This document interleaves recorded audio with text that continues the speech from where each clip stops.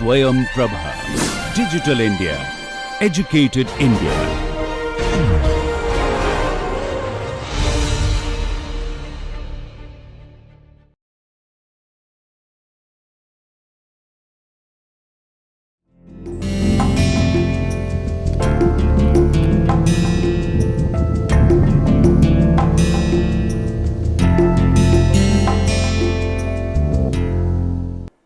नमस्कार, मैं श्रेष्ठ एक बार फिर से आप सभी का अपनी इस लेक्चर सीरीज़ में स्वागत करता हूं।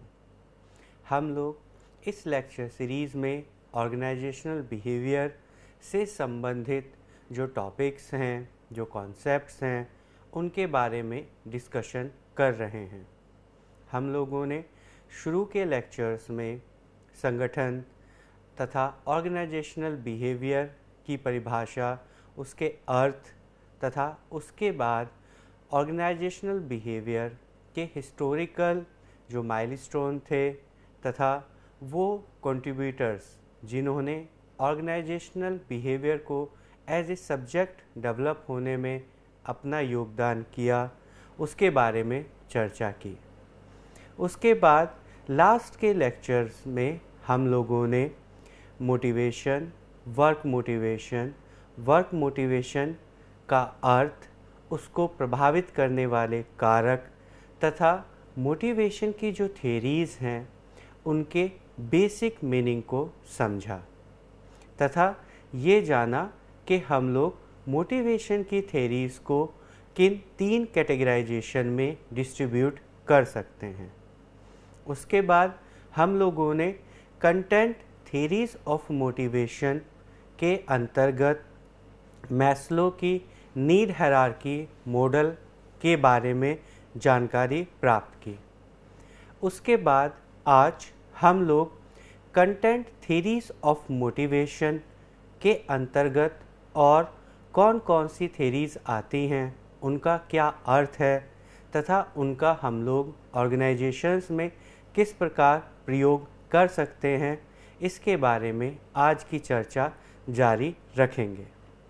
तो अब हम लोग आज के इस लेक्चर की शुरुआत करते हैं, जिसमें हम सब लोग सर्वप्रथम जिस थ्योरी के बारे में डिस्कशन करेंगे वो होगा मैकक्लेलैंड सिद्धांत।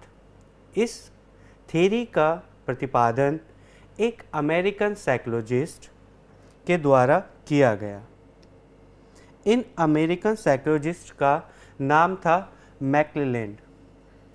इन्हीं के नाम पर इनके द्वारा दी गई इस थ्योरी का नाम रखा गया। ये कंटेंट थ्योरी के अंतर्गत ही आती है। इसका अर्थ हुआ कि ये जो थ्योरी है ये मोटिवेशन के किस कॉन्सेप्ट या किन कंपोनेंट के बारे में चर्चा करेगी, उनके अवयव, उनके तत्व या उनके कंटेंट के बारे में। तो हम यहाँ पर देख सकते हैं कि इन्होंने 1960s में इस थ्योरी को डेवलप किया और ये जो थ्योरी है इसका जो एक बेस है वो कौन सी थ्योरी है? Maslow's need hierarchy model. Maslow's need hierarchy model के बारे में हम लोगों ने लास्ट के लेक्चर में विस्तृत रूप से चर्चा की थी कि किस प्रकार मैस्लो ने मोटिवेशन को नीड के कॉन्सेप्ट के माध्यम से परिभाषित किया और किस प्रकार इन नीड के कॉन्सेप्ट्स को उन्होंने एक हायरार्की में प्रतिपादित किया या कहें एक हायरार्की में प्लेस किया।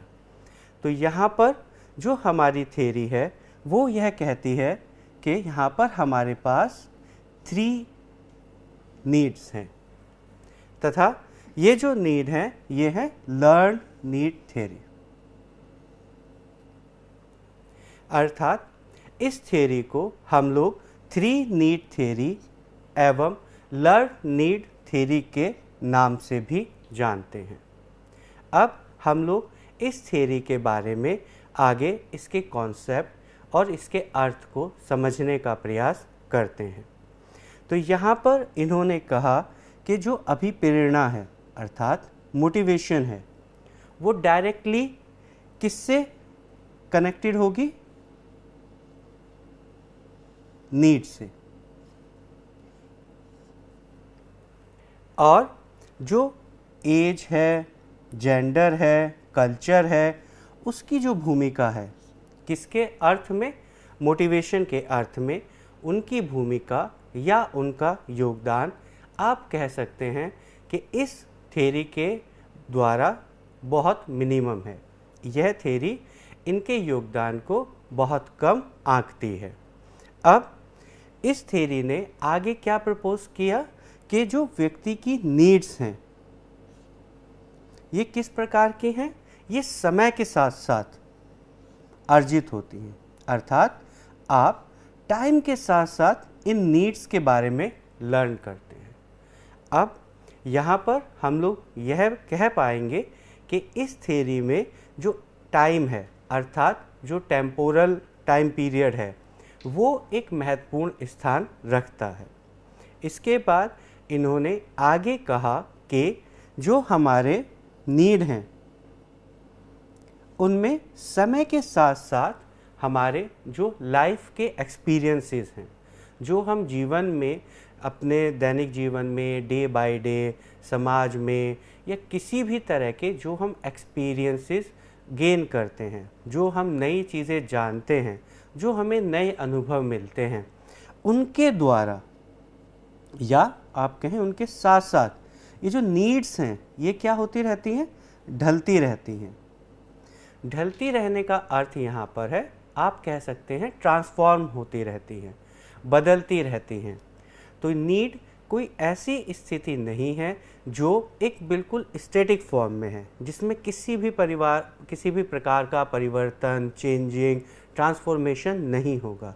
इस थ्योरी का ये मानना है कि जैसे जैसे एक्सपीरियंसेस हमारी लाइफ में बढ़ेंगे, जिस तरह के एक्सपीरियंसेस हमें लाइफ में होंगे, उस तरह के एक्सपीरियंसेस के माध्यम से हमारी जो नीड्स हैं वो अपने नेचर, अपने कैरेक्टरिस्टिक्स, अपने स्वरूप में धीरे धीरे उसी प्रकार से मोल्ड करती रहती हैं या वो चेंज होती रहती हैं, उनका स्वरूप उसी के अनुसार बदलता रहता है। अब जो नेक्स्ट डिस्कशन इस थ्योरी में है, कर्मचारियों की प्रेरणा, मोटिवेशन, और उसको समझने और उसको सुधार करने में उपयोगी। तो ये जो हमारा सिद्धांत है यह हमें एम्प्लॉयज़ की मोटिवेशन को समझने में, उसको सुधार करने में, अर्थात उसमें इम्प्रूवमेंट करने में हमारी बहुत मदद करता है। हम इस थ्योरी के द्वारा दिए गई नॉलेज के माध्यम से अपने एम्प्लॉयज़ के लिए जो मोटिवेशनल प्रोग्राम या एक ऐसा एनवायरनमेंट जहाँ पर उनकी मोटिवेशन हायर हो, हम उसमें और इम्प्रूवमेंट कर सकें, इस तरह का क्लाइमेट जनरेट कर सकते हैं।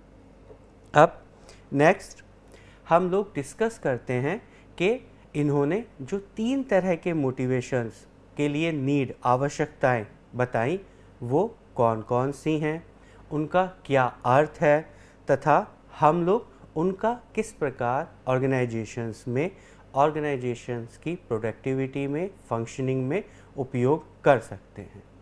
तो जो सबसे पहले इन्होंने बताया वो हुआ नीड ऑफ अचीवमेंट, अर्थात अचीवमेंट की आवश्यकता। अब हम लोग इसे बहुत सामान्य शब्दों में पहले समझने का प्रयास करते हैं, उसके बाद हम लोग एक एक करके जो इन्होंने point two point need of achievement के बारे में बताया उसे डिस्कस करेंगे। तो यदि आप अपने आसपास देखें तो आप देखेंगे कि कुछ लोगों के अंदर एक किसी चीज़ को पाने की या और बहुत सारी चीज़ों को पाने की, अचीवमेंट्स करने की बहुत ज़्यादा लालसा होती है, बहुत ज़्यादा इच्छा होती है, बहुत ज़्यादा आवश्यकता होती है। तो वो क्या करते हैं, जो डिफरेंट कंपटीशन के प्रोग्राम्स हैं, जो डिफरेंट कोई भी बाहर गेम्स हो रहे हैं या किसी भी तरह का पार्टिसिपेशन वो वहाँ पर कर किसी तरीके से अपनी जो अचीवमेंट की नीड्स हैं उन्हें फुलफ़िल करने का प्रयास करते हैं। तो आप जाएंगे अगर किस लोगों के घर तो देखेंगे कि उन लोगों ने जो सबसे पहले उनका रूम है वहाँ पे उन्होंने शोकेस किया हुआ है, क्या, अपने प्राइसेस, अपने प्राइज़ जो उन्होंने डिफरेंट डिफरेंट कंपटीशन में या डिफरेंट डिफरेंट पार्टिसिपेशन से मिले। तो वो क्या बताना चाहते हैं उन प्राइजेस के द्वारा कि हम लोगों ने इतना अचीव किया है। या आप कुछ लोगों के पास बैठिए तो वो आपको अपनी लाइफ के अचीवमेंट्स के बारे में बहुत सारी जानकारी देंगे। तो यहाँ इसका क्या अर्थ हुआ कि ये जो मानवीय व्यवहार है, जो मोटिवेशन है, इसमें अचीवमेंट एक महत्वपूर्ण अवयव है, एक महत्वपूर्ण कंपोनेंट है, क्योंकि हम लोगों के जो व्यवहार हैं ये काफ़ी हद तक इस बात से प्रभावित होते हैं कि हम किस तरह की चीज़ें अचीव करना चाहते हैं और हम उसे कितने हद तक अचीव करना चाहते हैं। तो कुछ लोगों के अंदर ये जो नीड ऑफ अचीवमेंट है ये बहुत ज़्यादा हाई होती है। अब जो इन्होंने इसके बारे में आगे चर्चा की, अब हम उसे एक एक करके विस्तृत रूप से समझने का प्रयास करते हैं। तो सबसे पहले इन्होंने बताया डिज़ायर टू एक्सेल, अर्थात उत्कृष्टता प्राप्त करने की इच्छा। तो आप देखिए कि आपके आसपास कुछ ऐसे लोग होंगे जब वो किसी कार्य को करते होंगे तो उसमें वो एक्सेल करना चाहते हैं, बहुत अच्छा करना चाहते हैं, दूसरों से बहुत ज़्यादा अच्छा। तो आप देखेंगे कि यदि वो किसी कार्य को कर रहे हैं और बाकी लोग भी कर रहे हैं तो कुछ लोग ऐसे होंगे जो सिर्फ सो एक मीडियम वे में, मिडिल वे में उस कार्य को पूरा करेंगे, लेकिन कुछ लोग उसी कार्य को करने के लिए बहुत ज़्यादा एक्सेल करने का प्रयास करेंगे। तो आप देखेंगे कि कुछ लोगों के अंदर अपने उस सब्जेक्ट को लेके बहुत ज़्यादा सब्जेक्ट एक्सपर्टीज़ होती हैं, वो उस सब्जेक्ट में बहुत ज़्यादा एक्सेल करना चाहते हैं, उस सब्जेक्ट के बारे में बहुत ज़्यादा जानकारी एकत्र करना चाहते हैं और टेक्निकली वो उस सब्जेक्ट में मास्टरी करने का प्रयास करते हैं। इसी प्रकार अचीवमेंट में जो नीड ऑफ अचीवमेंट है वो आपको उस सब्जेक्ट, उस टॉपिक, उस पर्टिकुलर एरिया में जो एक्सेल करने की डिज़ायर है उसे पुश करती है। उसके बाद जो सेकंड है वह है set of standards. Set of standards का अर्थ है कि ये लोग या ये आवश्यकता आपको एक स्पेसिफिक तरह का एक स्टैंडर्ड का सेट बना के देती है, एक पोजीशन बना के देती है कि मुझे इस स्टैंडर्ड से अच्छा काम करना है या इस स्टैंडर्ड से ज़्यादा एक्सेल करना है या कम से कम मेरा कार्य करने का जो स्थिति हो, जो स्टैंडर्ड हो वो इससे अच्छा हो। तो ये लोग पहले अपने किसी भी कार्य को पूर्ण करने के लिए या उसके बारे में जानकारी प्राप्त करने के लिए एक स्पेसिफिक स्टैंडर्ड डेवलप कर लेते हैं और उसके बाद उससे आगे कार्य करते हैं। आप आसपास बातचीत में भी ये देखेंगे कि अगर ये कार्य उसने किया है तो उसका अपना एक स्टैंडर्ड है, उस स्टैंडर्ड से ऊपर ही वो उस कार्य को पूरा करता है। लेकिन कुछ लोग, अच्छा उन्होंने किया है, अच्छा ठीक है, उनका किसी कार्य को करने का जो स्टैंडर्ड है वो बहुत लो है, वो उसे उस लेवल तक एक्सेल नहीं करते हैं। तो आप कहते हैं कि हाँ, इसका काम में उतनी एफिशिएंसी या उतनी इफ़ेक्टिवनेस नहीं है। आप स्टूडेंट्स में भी देखते हैं कि कुछ लोग या कुछ स्टूडेंट्स जब किसी असाइनमेंट को या कभी किसी क्वेश्चंस को आंसर करते हैं तो उनका अपना आंसर करने का एक स्पेसिफिक स्टैंडर्ड सेट होता है कि वो कम से कम उससे अच्छा लिखेंगे, उस पर्टिकुलर स्टैंडर्ड से। कुछ बच्चे या कुछ स्टूडेंट्स क्या करते हैं, उनका वो जो स्टैंडर्ड होता है वो उतना एक हाई स्टैंडर्ड नहीं होता, उस सेट के नीचे, हाँ ठीक है मुझे इतना आता है, मैंने अभी इतना ही कर दिया, ठीक है मुझे और ज़्यादा इसमें मोटिवेट होने की या और इसमें ज़्यादा ट्राई करने की या इसके बारे में और ज़्यादा जानकारी एकत्र करने की ज़रूरत नहीं है। तो नीड ऑफ अचीवमेंट हमें एक स्पेसिफिक स्टैंडर्ड को सेट करके देता है। उसके बाद सक्सेस के लिए आंतरिक इच्छा। नीड ऑफ अचीवमेंट हमारे लिए एक जो सक्सेस है उसके लिए एक इंटरनल पुश, एक इंटरनल फोर्स की तरह कार्य करती है। ये जो अचीवमेंट का हमारी आवश्यकता है ये इंटरनल है। इंटरनल इसका अर्थ हुआ कि वो जो चीज़ें मैं अचीव करना चाहता हूँ तो इसके लिए जो मुझे फोर्स, जो मुझे एनर्जी मुझे प्रोवाइड हो रही है वो कहाँ से हो रही है, इंटरनली। मेरी खुद की इच्छा है, मेरा खुद का मन है, मेरी खुद की ऐसी टेंडेंसी है कि मैं उस कार्य को उस स्पेसिफिक स्टैंडर्ड या उस तरीके से उस लेवल तक एक्सेल करना चाहता हूँ। उसके बाद यूनिक अकम्पलिशमेंट या अद्वितीय उपलब्धि। यूनिक अकम्पलिशमेंट का या अद्वितीय उपलब्धि का यहाँ अर्थ है कि ये लोग दूसरे लोगों से उस कार्य को एक अलग लेवल पर, उससे भी अच्छा, मतलब ऐसा कोई कार्य जो औरों ने ना किया हो। यूनिक मतलब अगर ये मैंने काम किया है तो मतलब सिर्फ मैं ही इस काम को कर सकता हूँ, बाकी लोगों के कार्य करने के तरीके से ये यूनिक है। आप अपने आसपास या अपनी ऑर्गेनाइजेशन में भी देखेंगे कि कुछ लोगों को ये यूनिक अकम्पलिशमेंट की जो टेंडेंसी होती है उसमें बहुत ज़्यादा हाई होती है। तो वो किस तरीके से बात करते हैं कि देखो ये जो कार्य मैंने किया उस समय ये मैंने कर दिया, मेरी जगह और कोई होता तो इस काम को पूरा नहीं कर पाता। तो उस समय वो लोग क्या ये प्रूफ करना चाहते हैं कि ये जो अकम्पलिशमेंट है यूनिक है। ये नॉर्मल जो एवरेज बिहेवियर पैटर्न है, जो एवरेज अकम्पलिशमेंट है, उससे कहीं ज़्यादा है। उसके बाद दूसरों से कुछ अलग करने की या कुछ अलग हासिल करने की इच्छा। जैसे यदि यहाँ पर या किसी ऑर्गेनाइजेशन में 100 लोग हैं तो उन 100 लोगों में से कुछ लोगों की ये इच्छा होगी कि अगर बाकी लोगों को सिर्फ ये अचीव करना है कि हमारा घर बन जाए, बच्चों की एजुकेशन अच्छे से हो जाए, या सिर्फ मैं ये कार ख़रीद लूँ, लेकिन ये उन जो कॉमन वो पर्सपेक्टिव है जिन्हें बाकी लोग अचीव करना चाहते हैं उससे अलग। अगर वो लोग इतना करना चाहते हैं तो हमें उससे कहीं अधिक। अगर वो सिर्फ एक कार खरीदना चाहते हैं तो हम जो कार खरीदेंगे वो उनसे बहुत डिफरेंट होगी, बिल्कुल अलग होगी। और उनके अगर कार्य करने का तरीका इस तरह का है कि वो सिर्फ अपना 100% ना दे के 50% देते हैं, तो हम क्या करेंगे, हम उनसे अलग, उससे भी ज़्यादा 100% अपना देने का प्रयास करेंगे। तो नीड ऑफ अचीवमेंट हमें दूसरों से अलग करने की जो इच्छा है उसके रूप में भी परिभाषित की जा सकती है। अब जो हाई अचीवर्स होते हैं, जैसे कहा कि जिन लोगों के अंदर नीड ऑफ अचीवमेंट बहुत ज़्यादा हाई होती है, वो लोग किस तरह का व्यवहार करते हैं। देखिए, अवॉइड क्या क्या करते हैं वो लोग, लो रिस्क, जिसमें बहुत ज़्यादा रिस्क ना हो, इस तरह के व्यवहार, इस तरह की कंपटीशन, इस तरह का प्रोजेक्ट, इस तरह की कोई ऑब्जेक्टिव। साथ ही साथ वो किस और तरह की प्रोजेक्ट, सिचुएशंस या वर्क अवॉइड करते हैं जिसमें हाई रिस्क हो।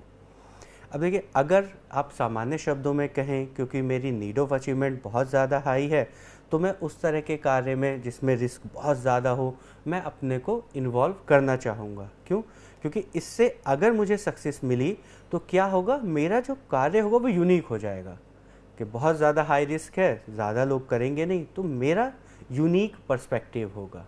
लेकिन चूँकि इनकी नीड ऑफ अचीवमेंट हाई है, और जब बहुत ज़्यादा हाई की रिस्क की जो सिचुएशंस होती हैं, इन कंडीशंस में, और जब टास्क बहुत ज़्यादा डिफ़िकल्ट होता है, तो जो अब सक्सेस आपको मिलती है उसका जो इंटरप्रिटेशन होता है वो बहुत सी बार लक या चांस पर डिटरमाइन हो जाता है। या लो वाली कंडीशंस में क्या होता है कि अगर बहुत लो रिस्क है तो बाकी लोग भी उसी तरह का व्यवहार कर रहे होंगे, तो वहाँ पर भी मेरा जो यूनिकनेस का कॉन्सेप्ट है, एक्सेल होने का कॉन्सेप्ट है, वहाँ पर वो भी पूरा नहीं हो रहा है। तो मैं क्या करता हूँ, लो रिस्क की और हाई रिस्क की दोनों की वो जो सिचुएशंस हैं उन्हें अवॉइड करता हूँ, और जो मॉडरेट लेवल का जो रिस्क है या थोड़ा सा मॉडरेट लेवल से हाई लेवल का जो रिस्क है उसे लेना, उस तरह के टास्क में इन्वॉल्व करना प्रिफर करते हैं। अब हाई अचीवर्स की जो दूसरी कंडीशंस है कि वो जो सिंपल या जो एक्सट्रीमली डिफ़िकल्ट टास्क हैं उन दोनों को प्रिफर नहीं करते हैं।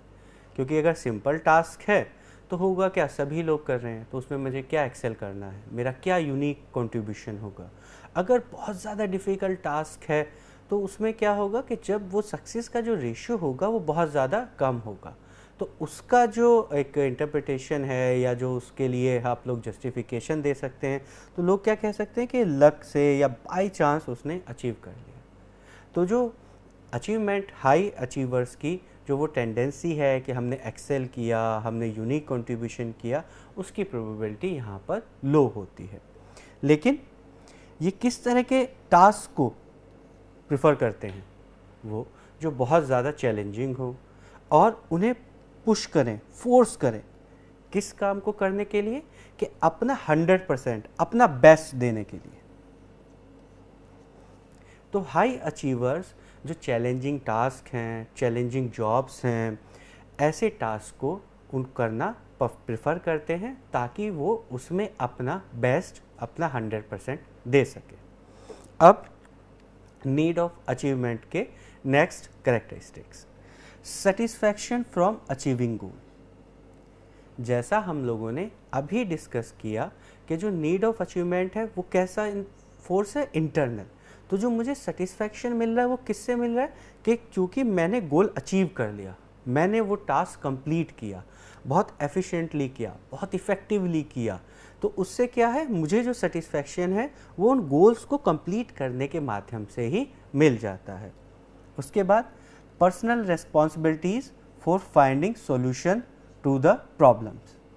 ये जो हाई नीड ऑफ अचीवमेंट है, ये हमें जो पर्सनल रेस्पॉन्सिबिलिटीज़ को पुश करती है कि जो प्रॉब्लम्स हैं इनका जो सॉल्यूशंस हैं वो हमें फाइंड आउट करना है, हमें उन सॉल्यूशंस को ढूंढना है, हमें इस कॉन्सेप्ट, इस सब्जेक्ट, इस टास्क, इस प्रोजेक्ट की जो प्रॉब्लम आ सकती हैं उन्हें रेस्पॉन्सिबली, उनकी जो प्रॉब्लम्स हैं, उनके सॉल्यूशन हैं, उनकी पर्सनल रेस्पॉन्सिबिलिटीज़ लेनी हो। उसके बाद स्वतंत्र रूप से काम करने के इच्छुक। तो देखिए, कॉमनली जब हम लोग ये कह ही रहे हैं कि इनकी जो टेंडेंसी होती है वो यूनिक होती है, दूसरों से बेहतर करने का प्रयास करते हैं, तो ये एक बहुत ही सामान्य सी बात है कि ये लोग इंडिपेंडेंटली कार्य करना भी प्रेफर करेंगे, क्योंकि सामान्यतः जो लोग होंगे वो इनकी तरह कार्य करना प्रेफर नहीं करते हैं। सेकंड, जब ऑब्जेक्टिव्स को आप फुलफ़िल करेंगे, तो यदि आपने इंडिपेंडेंटली वो टास्क कंप्लीट किया है तो जो उसका पूरा का पूरा श्रेय है ये किसको जाएगा? आपको जाएगा। तो ये इन लोगों का नेचर, इन लोगों का वर्किंग स्टाइल और इन लोगों का जो काम करने का तरीका है, और उसके बाद जो अचीवमेंट की जो फीलिंग है या अचीवमेंट की जो नीड है, उसके कारणवश ये लोग इंडिपेंडेंटली काम करना ज़्यादा प्रेफर करते हैं। उसके बाद उनके जो एफर्ट्स हैं और जो उनकी सक्सेस है, ये लोग उसके बीच में एक बैलेंस और एक रिलेशनशिप बनाने का प्रयास करते हैं। कैसे? जैसे ये कार्य क्यों पूरा हुआ? क्योंकि मैंने इसमें एफर्ट किया। यहाँ पर वो लोग ये साबित या ये संबंध स्थापित नहीं करने का प्रयास करते हैं कि जो सक्सेस मिली है इसके ये अदर फैक्टर्स हैं।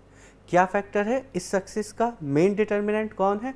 मैं, और जो मैंने एफर्ट्स किए, जो मैंने ट्रायल्स किए, जो मैंने इसमें अपना 100% इन्वेस्ट किया, ये सब किसके कारण है? मेरी सफलता के। तो ये लोग अपने एफर्ट्स और सक्सेस के बीच में एक रिलेशनशिप को इस्टेब्लिश करने का प्रयास करते हैं, या ये मानते हैं कि जो सक्सेस है ये मेरे एफर्ट्स के ही द्वारा मुझे मिली है।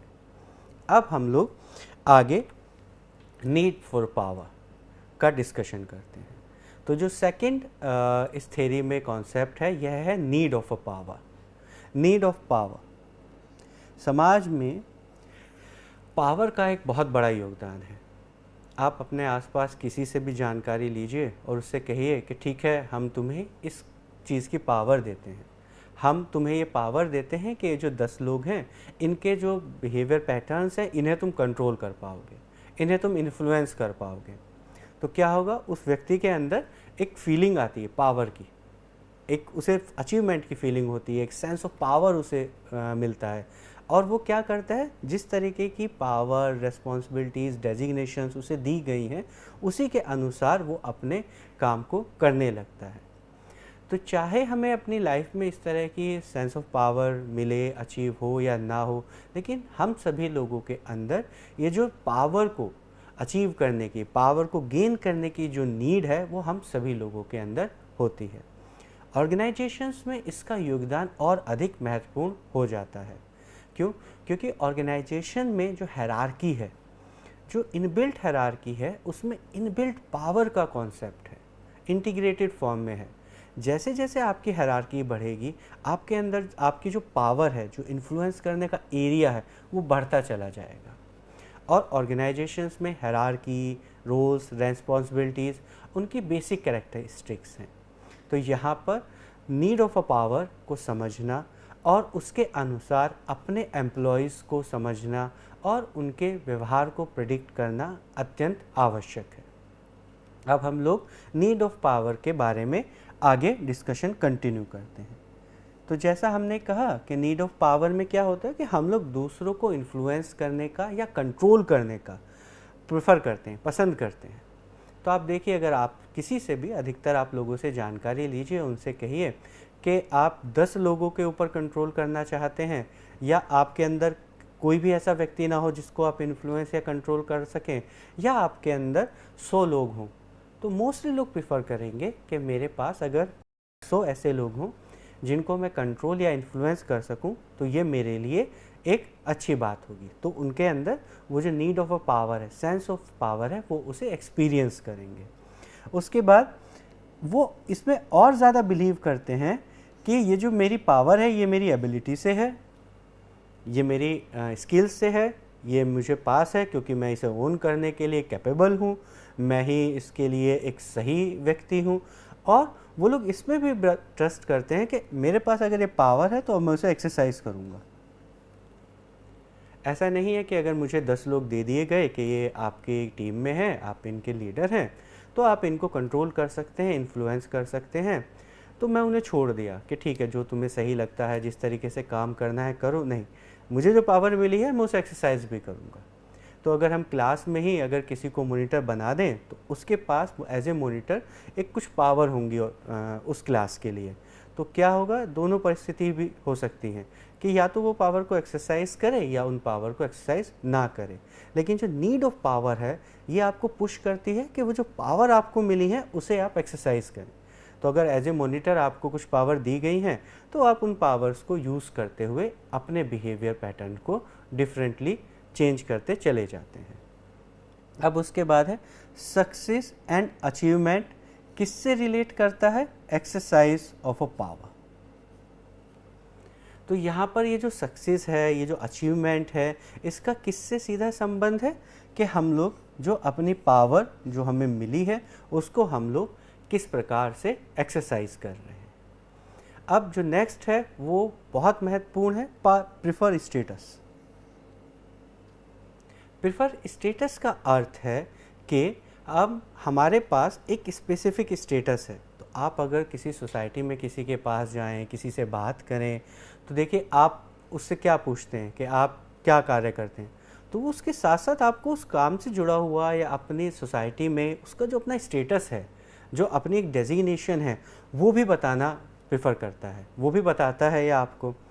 तो इसको हम लोग एक सिंपल से केस स्टडी या एग्जाम्पल की तरह से समझते हैं कि यदि आप किसी व्यक्ति को एक स्टेटस सिंबल दें, स्टेटस सिंबल कि आप उस सो एंड सो ऑर्गेनाइजेशन के या उस सो एंड सो सोसाइटी के प्रेसिडेंट हैं, तो यहाँ पर बस मेरा एक स्टेटस इम्प्रूव हुआ।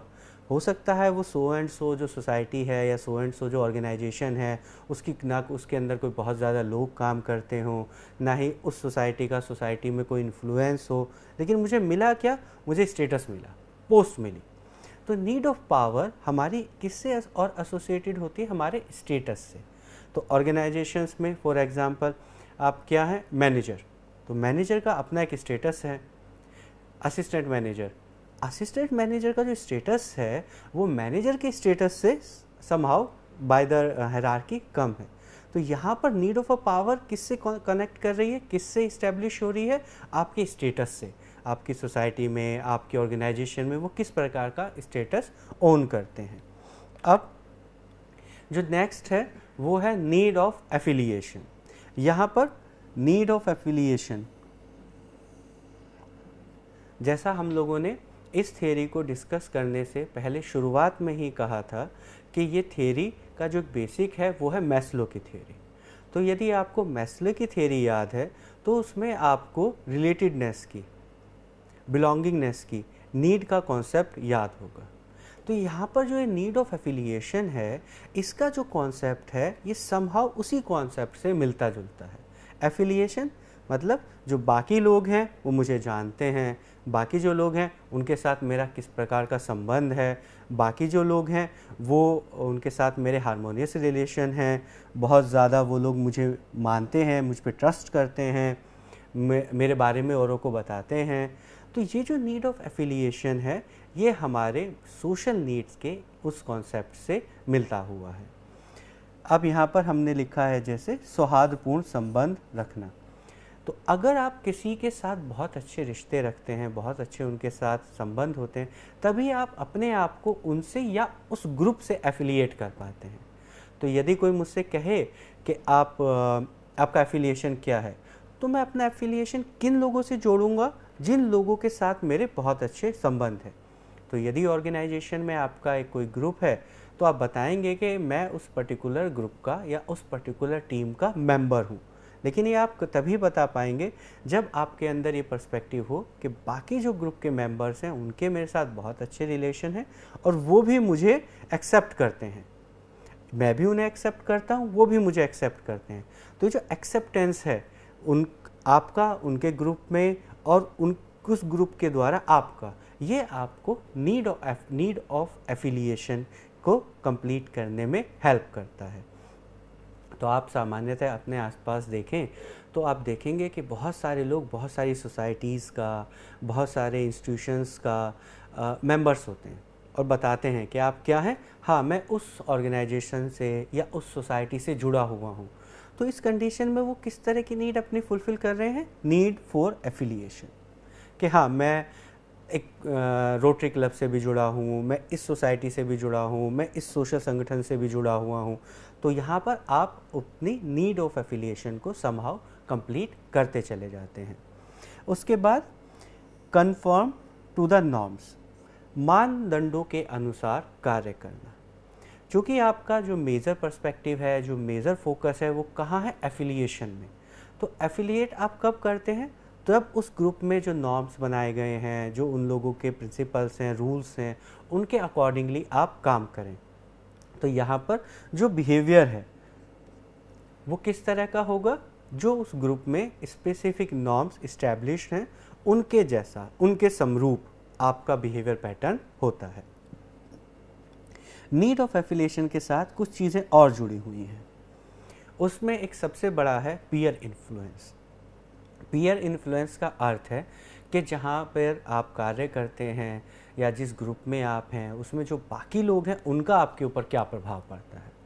तो चूँकि आपका नीड ऑफ एफिलिएशन के लिए आपकी बहुत ज़्यादा डिमांड है, आपकी बहुत ज़्यादा मोटिवेट है, तो आपके व्यवहार पर जो बाकी लोग हैं उनके व्यवहार का प्रभाव या उनके परसेप्शंस का या उनके थॉट्स का, उनकी आइडियोलॉजी का अत्यधिक पड़ता है।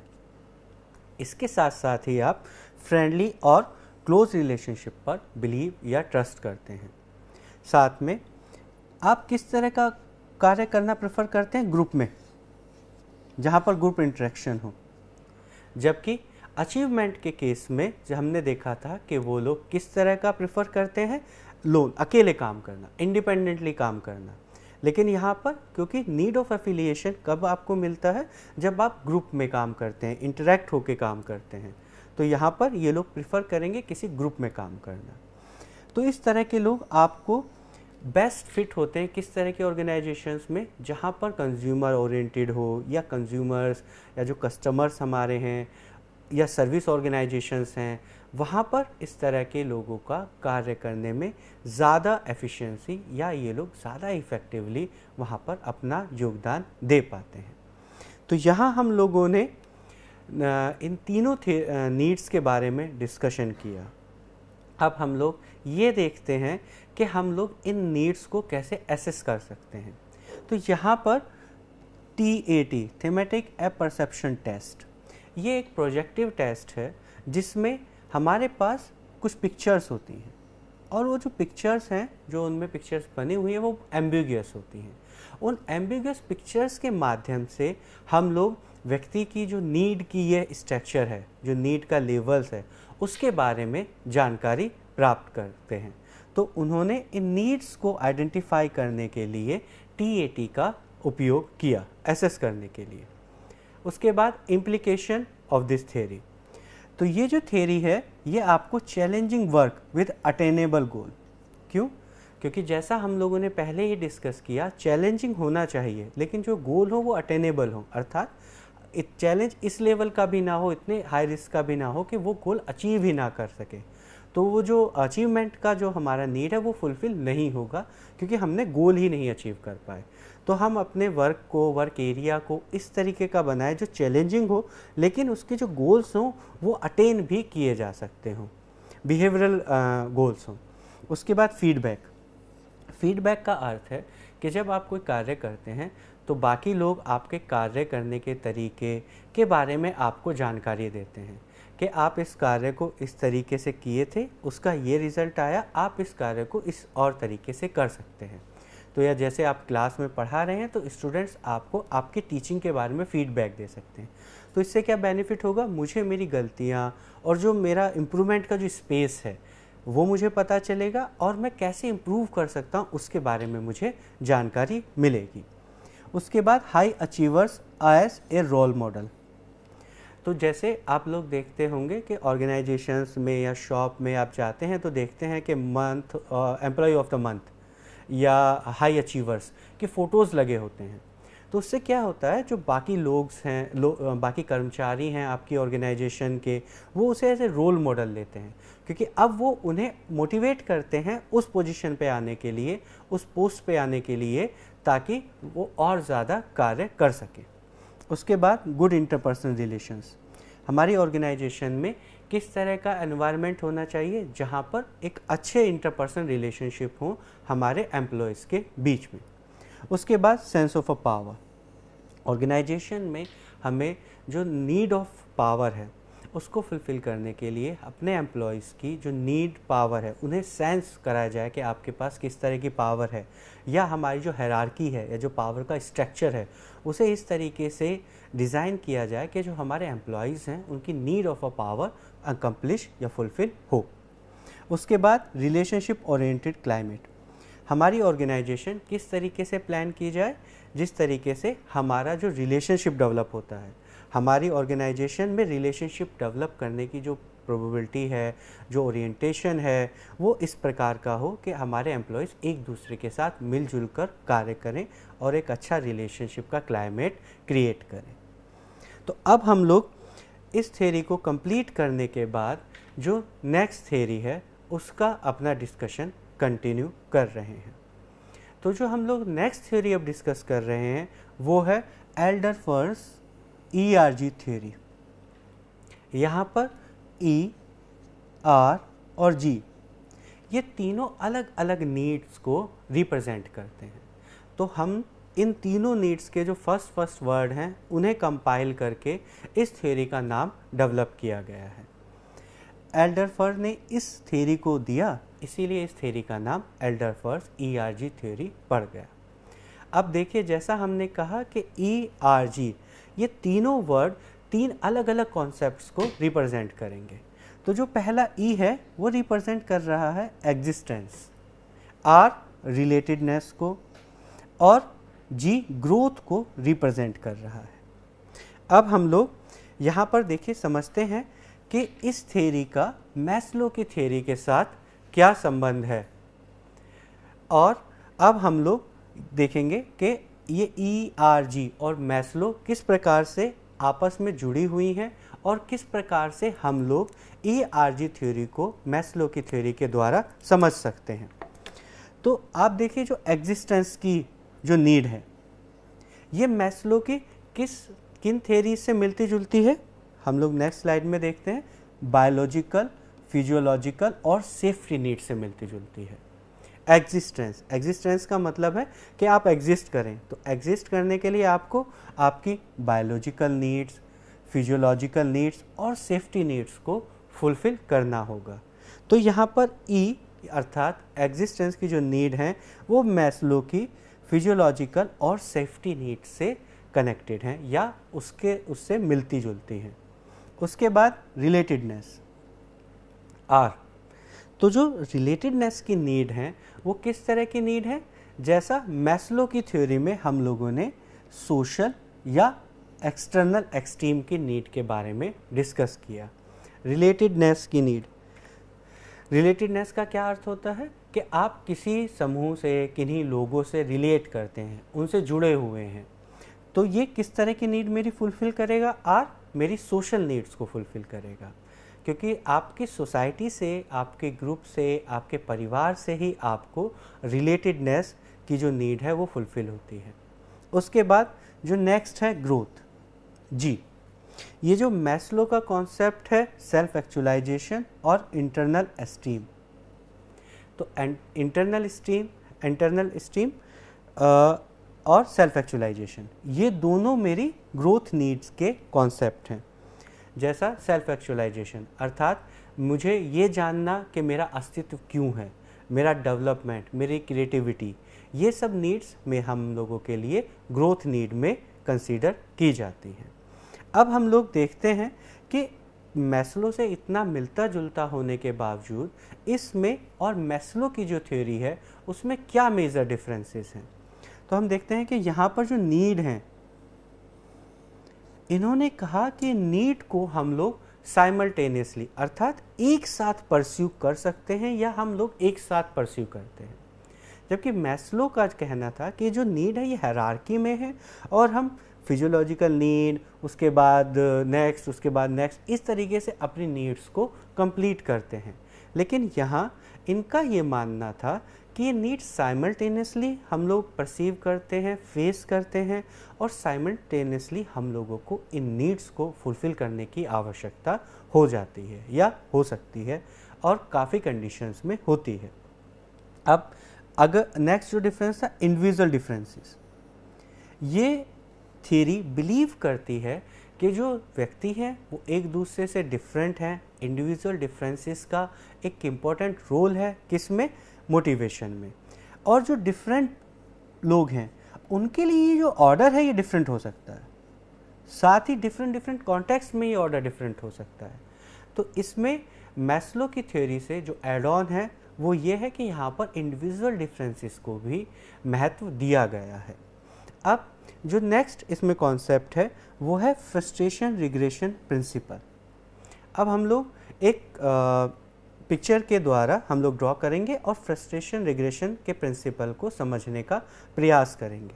तो यहाँ पर अगर आप देखते हैं तो ERG, E, R और G ये किस तरीके से ग्रो कर रही है कि फर्स्ट E की नीड्स कंप्लीट होंगी, सेटिस्फाई होंगी तो R, फिर G, और इस प्रकार से हम लोग आगे मूव करते हैं। लेकिन फ्रस्ट्रेशन रिग्रेशन का जो प्रिंसिपल है ये हमको बताता है कि यदि हायर लेवल की नीड, फॉर एग्जांपल जैसे G ग्रोथ की नीड अनफुलफिल्ड हो जाए, अनफुलफिल्ड हो, तो हम क्या करेंगे? रिग्रेस करेंगे किसके लिए? लोअर नीड की तरफ। तो ऐसा नहीं है कि हम वहाँ पर स्टक हो जाएंगे। अब हम लोग क्या करेंगे? वापस R या उससे जो लो लेवल की नीड है उसे फुलफिल या सेटिस्फाई करते हैं। क्यों? क्योंकि जो उससे नीचे वाली लेवल की जो नीड होगी उसे फुलफिल और सेटिस्फाई करना इजी होगा। इस प्रकार से हम लोग फ्रस्ट्रेशन रिग्रेशन के प्रिंसिपल को समझ सकते हैं। अब हम लोग आगे डिस्कस करते हैं कि ERG की जो थ्योरी है उसका किस प्रकार से हम लोग इम्प्लीकेशन या अपनी ऑर्गेनाइजेशंस में योगदान कर सकते हैं। यहाँ पर देखिए लिखा, एक कर्मचारी के पास एक से अधिक आवश्यकताएं। ये कॉन्सेप्ट कहाँ से हमें मिला? ERG से। क्यों? क्योंकि इन्होंने कहा कि साइमल्टेनियसली हम ERG तीनों जो लेवल्स हैं या तीनों जो कैटेगराइजेशन हैं उनकी नीड्स को पूरा करने की हमें ज़रूरत हो सकती है। तो हमारे पास एक ही समय में एक से अधिक आवश्यकताएं हमारे एम्प्लॉयज़ फेस कर सकते हैं। उसके बाद इन्हें अचीव करने की, इन्हें संतुष्ट करने की हमें एक साथ ज़रूरत हो सकती है। तो ऐसा नहीं है कि हमें सब एक समय पर सिर्फ E या फिर R या फिर G जो ये कैटेगराइजेशन है इनके जो डिफरेंट फैक्टर्स हैं उन पे फोकस करना है। एक साथ हो सकता है हमें अपने एम्प्लॉय के लिए E और R दोनों जो लेवल की हमारी नीड हैं उन्हें फुलफ़िल करने के लिए हमें फोकस करना हो। उसके बाद यदि कर्मचारी ग्रोथ नीड को प्राप्त नहीं कर पाता है तो इसका अर्थ ये नहीं है कि वहाँ पे स्टक हुआ, उसकी मोटिवेशन का जो लेवल है वो पूरा तरह से डिस्ट्रॉय हो गया। वो क्या कर सकता है, अब वो रिलेटेडनेस की जो नीड है उसकी तरफ मूव करेगा। यही हम लोगों ने डिस्कस किया इस प्रिंसिपल में, फ्रस्ट्रेशन रिग्रेशन प्रिंसिपल में। तो यदि ग्रोथ की नीड अनफुलफिल्ड है या सेटिस्फाइड नहीं हो रही है सक्सेसफुली, तो अब वो रिलेटेडनेस की जो उसके नीचे वाली लोअर लेवल की जो नीड है उसकी तरफ मूव करेगा। इसके साथ साथ एक जो सबसे इम्पॉर्टेंट पार्ट है वो है ह्यूमन बिहेवियर की कॉम्प्लेक्सिटी। ERG थ्योरी जो हमारा ह्यूमन बिहेवियर है बहुत कॉम्प्लेक्स है। ये समझना बहुत मुश्किल है कि हम पहले फिजियोलॉजिकल नीड पे फोकस कर रहे हैं, कि हम लोगों को सेफ्टी नीड पे फोकस कर रहे हैं, या हम लव एंड बिलोंगिंगनेस पे फोकस कर रहे हैं। तो हम ये बहुत डिफ़िकल्ट है कि इन तीनों को या अलग अलग जो नीड्स के लेवल्स हैं, हायरार्की है, उन्हें सेपरेट करना। कॉम्प्लेक्स बिहेवियर में आप देखेंगे कि ये बहुत क्लियर नहीं होता। हम एक साथ दो या दो से ज़्यादा जो नीड्स हैं वो हमें मोटिवेट करती हैं और उन्हें फुलफ़िल करने के लिए हम लोग कोशिश करते हैं।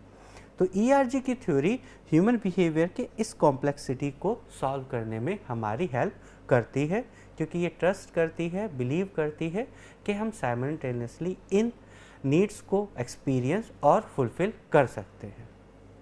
तो अब इस थ्योरी को कंप्लीट करने के बाद हम लोग जिस नेक्स्ट थ्योरी के बारे में डिस्कशन कर रहे हैं उसका नाम है हर्ज़बर्ग्स मोटिवेटर हाइजीन थ्योरी। इस थ्योरी का जो प्रतिपादन किया वो हर्ज़बर्ग ने किया, इसीलिए इसका नाम हर्ज़बर्ग्स थ्योरी भी कहा गया। इसे हम लोग डुअल फैक्टर थ्योरी या टू फैक्टर थ्योरी के नाम से भी जानते हैं। तो यदि आप यहाँ पर ध्यान से देखेंगे तो हम लोग डुअल या टू फैक्टर्स के बारे में बात कर रहे हैं। इसका अर्थ है कि इस थ्योरी में हम लोग दो डिफरेंट कैटेगराइजेशंस के बारे में डिस्कस करेंगे। अब हम लोग आगे उसके बारे में डिस्कशन कंटिन्यू करते हैं। तो यहाँ पर इन लोगों ने क्या एक नए कॉन्सेप्ट को दिया या एक नई नॉलेज ऐड की एग्जिस्टिंग लिटरेचर में, कि जो जॉब सेटिस्फैक्शन या मोटिवेशन या डिससेटिस्फैक्शन है ये किसी एक कंटिन्यूम पे नहीं है, ये दो अलग अलग स्केल्स हैं या दो अलग अलग फैक्टर हैं। जैसा अगर हम सामान्य शब्दों में कहें सेटिस्फैक्शन और कहें डिससेटिस्फैक्शन, तो आप क्या कह सकते हैं कि जो सेटिस्फैक्शन है अगर वो इस तरफ है तो डिससेटिस्फैक्शन उसके अपोजिट दूसरी साइड में होगा। लेकिन डुअल फैक्टर थ्योरी या टू फैक्टर थ्योरी इसे बिलीव नहीं करती। वो कहती है कि जो सेटिस्फैक्शन है वो एक अलग फैक्टर है, एक अलग स्केल है, और जो डिससेटिस्फैक्शन है वो एक अलग स्केल या एक अलग फैक्टर है। तो इसी को आगे इस्टेब्लिश करने के लिए उन्होंने दो तरह के फैक्टर्स हमें बताए, एक हाइजीन फैक्टर, दूसरा मोटिवेटिंग फैक्टर्स। अब हम लोग ये समझ सकते हैं कि हमारे पास दो अलग तरह के फैक्टर्स के बंडल्स हैं। एक वो फैक्टर्स हैं जो हमारी हाइजीन के फैक्टर्स हैं, जो क्या कारण बन सकते हैं हमारे डिससेटिस्फैक्शन का, एक बंडल ऑफ फैक्टर्स अलग हैं। उसके बाद दूसरे बंडल ऑफ फैक्टर्स हैं जो एक दूसरे से सिमिलर हैं, वो है मोटिवेटिंग फैक्टर्स, जो क्या कारण बनते हैं, क्या इस्टेब्लिश करते हैं हमारा सेटिस्फैक्शन का लेवल। तो अब हमारे पास दो डिफरेंट तरह के फैक्टर्स होंगे, एक जो मोटिवेट करेंगे हमारे एम्प्लॉयज़ को, दूसरे जो हमारे एम्प्लॉयज़ के डिससेटिस्फैक्शन को डिटरमाइन करेंगे। अब ये इसके साथ साथ हमें क्या क्वेश्चन का आंसर करता है कि एक व्यक्ति, एक एम्प्लॉय अपनी जॉब में, अपने वर्क स्पेस में क्या डिमांड करता है। इसी क्वेश्चन को आंसर करते हुए हर्ज़बर्ग ने इस मोटिवेशन की थ्योरी को प्रोड्यूस किया या इसे आप लोगों के सामने रखा। अब इन्होंने एक और इम्पॉर्टेंट फैक्टर बताया कि जो इंट्रिंसिक फैक्टर्स हैं, जैसा हम लोगों ने मोटिवेशन के लेक्चर में डिस्कस किया कि दो तरह के होते हैं, इंट्रिंसिक और एक्सट्रिंसिक। तो इन्होंने माना और ये साबित किया कि इंट्रिंसिक फैक्टर्स किससे रिलेट करते हैं, जॉब सेटिस्फैक्शन से, और जो एक्सट्रिंसिक फैक्टर्स हैं वो किससे रिलेट करते हैं, जॉब डिससेटिस्फैक्शन से। तो ये जो कैटेगराइजेशन है ये इंट्रिंसिक और एक्सट्रिंसिक फैक्टर्स के कैटेगराइजेशन से सिमिलर आपको मिलेगा। अब हम लोग आगे इस कैटेगराइजेशन में जो डिफरेंट फैक्टर्स हैं उनके बारे में डिस्कशन कंटिन्यू करते हैं। तो आप देखेंगे कि यहाँ पर एक लिस्ट ऑफ वेरिएबल्स है या फैक्टर्स है जैसा जो मोटिवेशन के लिए उत्तरदायी हैं, और दूसरे वाले हैं जिन्हें हम लोग हाइजीन फैक्टर कह रहे हैं। एक लिस्ट ऑफ फैक्ट है हमारे पास, लिस्ट ऑफ फैक्टर्स है जो हमारे डिससेटिस्फैक्शन को डिटरमाइन करेगी। तो हम लोग अब एक एक करके इन फैक्टर्स के बारे में अपने डिस्कशन को कंटिन्यू करते हैं। तो पहला है अचीवमेंट। अचीवमेंट जैसे नीड ऑफ अचीवमेंट, तो जिनमें अचीवमेंट होगी, नीड ऑफ अचीवमेंट होगी, वो उन्हें इंट्रिंसिकली आंतरिक रूप से पुश करेगी, फोर्स करेगी किसी कार्य को करने के लिए, किसी गोल को अचीव करने के लिए। तो वो क्या होगा, मुझे मोटिवेट करेगा किसी कार्य को करने के लिए। उसके बाद रिकॉग्निशन, तो यदि अगर मैं कोई कार्य करता हूँ और मुझे उसके लिए रिकॉग्निशन मिलता है, मुझे लोग उसके लिए जानते हैं, तो अब क्या होगा, ये मुझे मोटिवेट करेगा उस कार्य को करने के लिए या उस कार्य में इन्वॉल्व रहने के लिए। उसके बाद जो नेक्स्ट है रेस्पॉन्सिबिलिटी, तो यदि आपको लगता है कि ये कार्य करना आपकी रेस्पॉन्सिबिलिटी है, आपको इस कार्य को करना चाहिए, तो ये क्या होगा, आपको मोटिवेट करेगा उस कार्य को करने के लिए, आपको फोर्स करेगा उस कार्य को अच्छे से कंप्लीट करने के लिए। एडवांसमेंट, अर्थात अगर किसी कार्य में आपके पास आगे एडवांस सीखने की, आगे और लर्न करने की या आगे बढ़ने की और आपके पास पॉसिबिलिटी है, आपके पास चांसेस हैं, तो वो आपको उस कार्य को करने के लिए मोटिवेट होगा। उसके बाद चैलेंज, जैसा हम लोगों ने डिस्कस किया कि चैलेंजेस, तो जो चैलेंज होते हैं, आप जब उन चैलेंजेस को एक्सेप्ट करते हैं तो आप उन कार्य को करने के लिए और ज़्यादा प्रेरित महसूस करते हैं। उसके बाद ऑटोनॉमी। ऑटोनॉमी का अर्थ होता है कि जो आपको टास्क दिए गए हैं उनमें जो डिसीजंस आपको लेने हैं कि वो कार्य किस तरीके से करने हैं, आप किस तरीके से पूरा कर सकते हैं, समहाउ उन डिसीजंस को लेने के लिए आपके पास फ्रीडम है। तो यदि आप अपने एम्प्लॉयज़ को ऑटोनॉमी प्रोवाइड करते हैं तो क्या होगा, वो और ज़्यादा मोटिवेटेड फील करेंगे और आपकी ऑर्गेनाइजेशन में और अच्छा परफॉर्म करेंगे। उसके बाद opportunity to grow. Opportunity to grow का अर्थ है यदि आपकी जो ऑर्गेनाइजेशन है उसमें ऐसी पॉसिबिलिटी है कि जो मैं अभी कार्य कर रहा हूँ उसमें और ग्रो कर सकता हूँ मैं, और उसमें प्रमोशंस मुझे मिल सकते हैं, मेरी और ग्रोथ हो सकती है, तो इस कंडीशन में आप उस ऑर्गेनाइजेशन में कार्य करते हुए और ज़्यादा प्रेरित एक्सपीरियंस करते हैं। उसके बाद हाइजीन फैक्टर्स, जो क्या डिटरमाइन करते हैं मेरा डिससेटिस्फैक्शन। तो उसमें क्या क्या है, जैसे सुपरविज़न। तो सुपरविज़न इस थ्योरी का मानना है आपको कार्य करने के लिए मोटिवेट तो नहीं कर सकता, लेकिन ये क्या डिटरमाइन कर सकता है, आपका डिससेटिस्फैक्शन का लेवल। उसी तरीके से नेक्स्ट है जैसे ऑर्गेनाइजेशन पॉलिसीज़। तो ऑर्गेनाइजेशन पॉलिसीज़ क्या डिटरमाइन कर सकती हैं कि मैं अपनी ऑर्गेनाइजेशन से किस हद तक डिससेटिस्फाइड हूँ, या मेरा अपनी ऑर्गेनाइजेशन में जो डिससेटिस्फैक्शन है उसका क्या लेवल है। उसके बाद relationship with peers, working conditions, relationship with subordinate, seniors, status, power का स्टेटस, डेजिग्नेशन, हायरार्की, ये सब किस तरह के फैक्टर्स हैं, एक्सटर्नल। एनवायरनमेंट, सैलरी और किसी तरह का इंक्रीमेंट, गिफ्ट, ये सब क्या है, ये सब मिलकर मेरे डिससेटिस्फैक्शन का जो लेवल है उसे डिटरमाइन करने में हेल्प करते हैं। अब हम लोग आगे इसी कॉन्सेप्ट को डिस्कस करते हुए जो और कॉन्सेप्ट हैं जैसे जॉब सेटिस्फैक्शन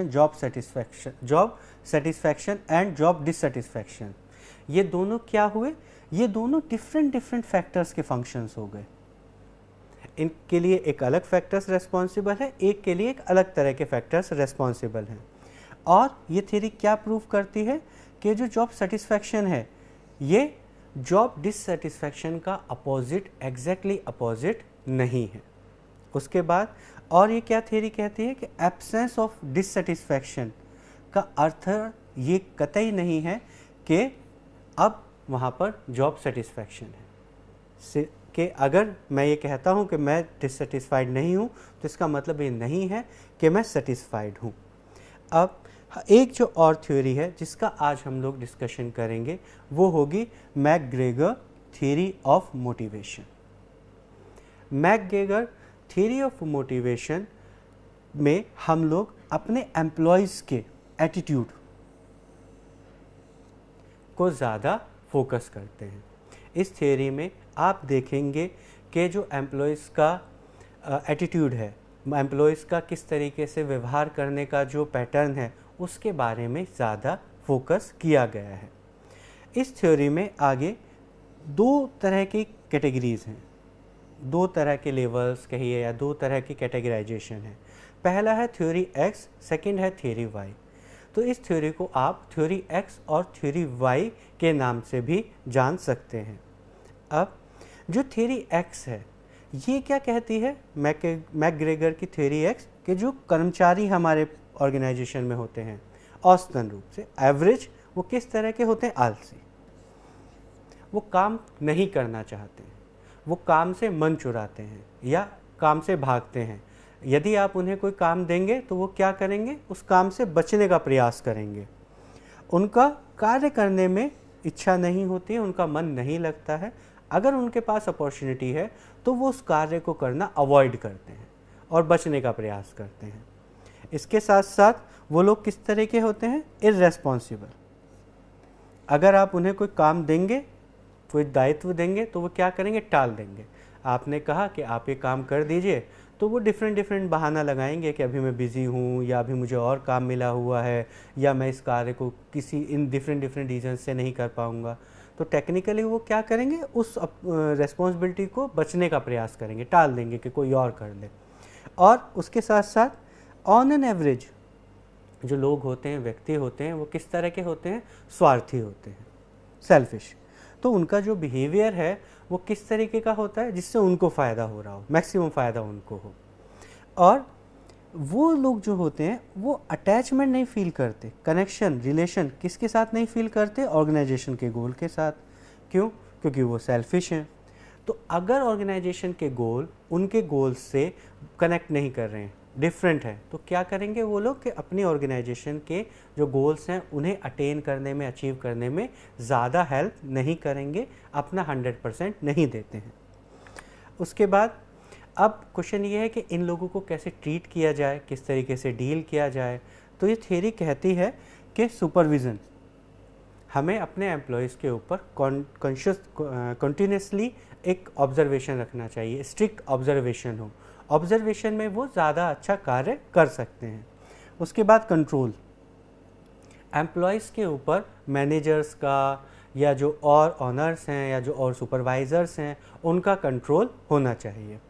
उसके बाद कंटिन्यूस विजिलेंस, अर्थात हमेशा वो लोग एक अंडर सुपरविज़न, विजिलेंस में रहें तो वो लोग और अच्छे से कार्य कर सकते हैं। उसके बाद डायरेक्शन, उन्हें बार बार ये बताने की ज़रूरत पड़े कि आप किस तरीके से कार्य करेंगे, अब ऐसा कीजिए, फिर ऐसा कीजिए, फिर ऐसा कीजिए, तो उन्हें कंटिन्यूसली डायरेक्शन की ज़रूरत होती है। और थ्रेट या पनिशमेंट के द्वारा हम लोग उनके व्यवहार को मैनिपुलेट या कंट्रोल कर सकते हैं। हम उन्हें डरा के उनसे कोई कार्य करा सकते हैं, हम उन्हें पनिश करके कोई कार्य करा सकते हैं। जैसे बच्चे को हम डराते हैं, पनिश करते हैं और कहते हैं कि इस तरह का कार्य करो। तो ये मानना थ्योरी एक्स का है। थ्योरी वाई इसके जस्ट अपोजिट है। ये किस पर बेस्ड है, ह्यूमन रिलेशन की जो अप्रोच थी, जो हमने हिस्ट्री ऑफ ऑर्गेनाइजेशनल बिहेवियर में डिस्कस की, ये उसी के बेसिस पर अपने कॉन्सेप्ट को आगे बढ़ाती है। तो इनका क्या मानना है कि अगर आप अपने एम्प्लॉयज़ को प्लानिंग में पार्टिसिपेंट करने का मौका देंगे तो वो क्या करेंगे, आपकी ऑर्गेनाइजेशन से रिलेटेडनेस, कनेक्शन, एक एफिलिएशन फील करेंगे, एक्सपीरियंस करेंगे। तो वो क्या होगा, वो एम्प्लॉयज़ और ज़्यादा मोटिवेटेड होकर और ज़्यादा अच्छे एक्सपीरियंसेस के साथ आपकी ऑर्गेनाइजेशन में वर्क करेंगे। थ्योरी वाई का मानना है कि जो व्यक्ति है वो सेल्फ डायरेक्टेड होता है। अगर आप उसके ऊपर कंटिन्यूस सुपरविज़न नहीं भी देंगे तो भी वो अपने कार्य को 100% अपने एफर्ट्स देगा और उस कार्य को अच्छे से अच्छा पूरा करने का प्रयास करेगा। उसके बाद जो ऑर्गेनाइजेशन का स्ट्रक्चर हम डेवलप करें वो किस तरह का हो, जो ह्यूमंस की जो नीड हैं उन्हें कंसीडर करें और उन्हें फुलफ़िल करने में उनकी मदद करें। और जो लीडरशिप हो हमारी किस तरह की होनी चाहिए, पार्टिसिपेटिव, क्योंकि ये ट्रस्ट कर रहे हैं कि जो व्यक्ति हैं उनका इंटरनल ग्रोथ है, उनके इंटरनल मोटिवेशन है, तो वो क्या चाहते हैं कि जो लीडर्स हों वो पार्टिसिपेट करें, उनके ऊपर से सिर्फ सुपरविज़न या उन्हें इन्फोर्स ना करें। इसका ये भी मानना है कि जो व्यक्ति हैं, कर्मचारी हैं, हम लोग अपने जो पास्ट के एक्सपीरियंसेस हैं हम उनसे डे बाय डे नई चीज़ों को सीखते हैं और उस सीखने के माध्यम से हम लोग आगे और अच्छा कार्य करते हैं। तो इस प्रकार हम लोगों ने आज कंटेंट थ्योरीज ऑफ मोटिवेशन में जो डिफरेंट सिद्धांत दिए गए हैं उनके बारे में डिस्कशन कंटिन्यू किया।